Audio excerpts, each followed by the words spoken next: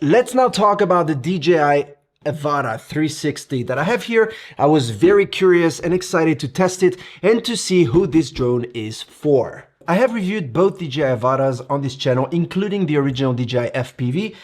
And that is why I'm excited to talk about this, because it is the first time that DJI comes out with a 360 drone. The only other drone really that has this is the Anti-Gravity A1, co-engineered with Insta360, that was recently released. So I am genuinely curious. And I'm going to show you who this drone is for. If you are planning on buying it, what are the pros, the cons, and is it really necessary? Let's check it out. First off, and without going too much into specs, this has a 1-inch sensor and can shoot up to 8K 60p. You can also shoot in 6K in case you don't want huge files. If you want to take photos, the good news is you have 120 megapixels, and this is great because it is a 360 degrees camera, so you can then reframe your shot later in post. You might be wondering, okay, but what if I want to shoot in FPV mode with the goggles? Do I have to shoot everything in 360 degrees? And the answer is no. You can choose the single lens or normal mode, as I call it, like you would have on the regular DJI FPV or DJI Neo or whatever, the normal mode, or you can set it to 360 and you will have 360 files. That brings me to the next point, editing. How do you edit 360 files that come out of this drone? Because this is great, but as you probably imagine, you will need to edit those files. Natively, programs such as Final Cut Pro, which is what I use, does not allow or support 360 files, so you can't edit them straight into Final Cut Pro. But the good news is DJI came out with a software called DJI Studio, and that will allow you to edit your files however you want. It is a very complete program, it is free, and you can really do everything pretty much with that program. You can color grade in a very basic way, but you can add some LUTs, you can change the basic exposure settings, you can add music, you can keyframe, and that will allow you to do basically whatever you want with your footage. And when you export, you can either export as one file, or you can ask the program to give you separate clips that you can then import into your favorite editing programs such as Premiere or Final Cut or DaVinci and edit those. This can obviously be used with the goggles in FPV mode, which is what I like to do because it is an Avata after all, and the Avata is kind of made to be an FPV, the FPV line of DJI. But you can also use it with a remote, such as, for example, the RC2 that I have here, and that will allow you to fly in a more stable and more direct way without any wiggling or moving around, which is great. And I will tell you why in a second. I think the biggest strength of this 360 drone, having such a camera, means that you can do one shot and get lots of different angles at once. So for example, let's say that you want to shoot a real estate property, a house. So you have your house here and you want to record the view that this house has. Let's say it's here in Switzerland, we have beautiful mountains, beautiful everything, okay?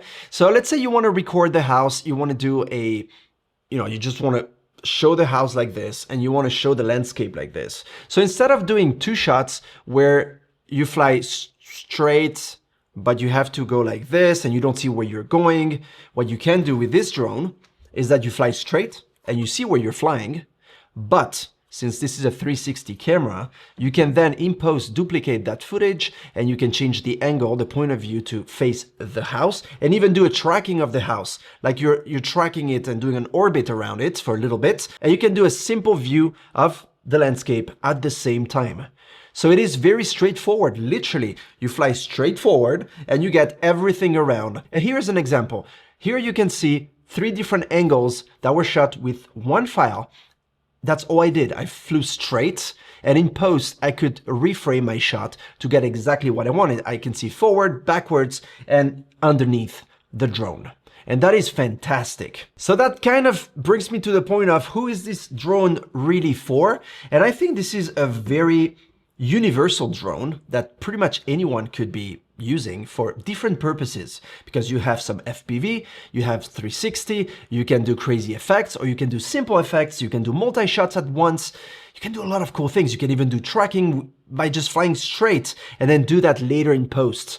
So it really is a drone that shines in all categories, in my opinion. Now, what if the drone bumps into something. You're flying FPV mode or you're flying in normal mode and by mistake you hit something. You have two lenses, one here and one here. This makes it quite fragile. So in that case, what DJI did this time is that you can unmount this whole module and you can replace the camera yourself. How cool is that? I remember the original FPV. In fact, I did a video about that, explaining and telling you guys how long it took me to get my drone back from sending it, the hustle, all the logistics. It took me 2 to 2.5 months to receive my drone back. And by the time I got it back, I didn't have time anymore to fly it and it was winter, so it was a hustle. So now you can just do that yourself.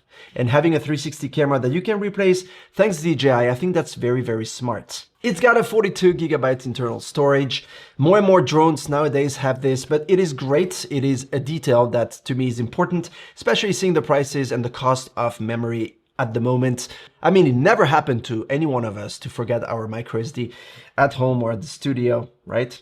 So it's good to have something like this. By the way, when you want to download the files from the internal memory, you don't need to have a battery in your drone. You can just plug and play and download your files. In terms of flight time, they promote this as 23 minutes flight time. I don't think it's wrong, but I know DJI does this in a control environment, in normal mode and so forth. Now, if you go in either sports mode or in manual mode, if you're flying FPV, you will get way less than 23 minutes.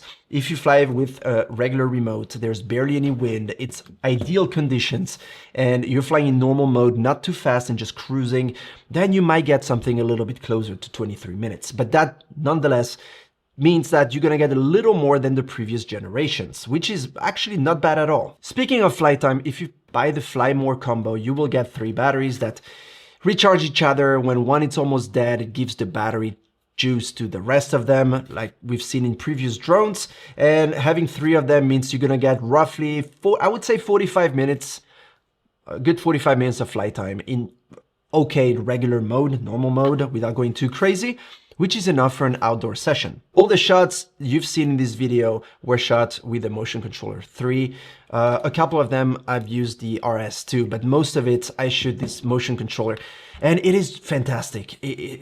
I said it in many other videos. I think for someone that doesn't know and is not a pro pilot like myself, I don't claim to be, by all means, anything close to a pro FPV pilot. I'm not an FPV pilot, that's the thing. And grabbing this thing, you can really have fun after a few minutes.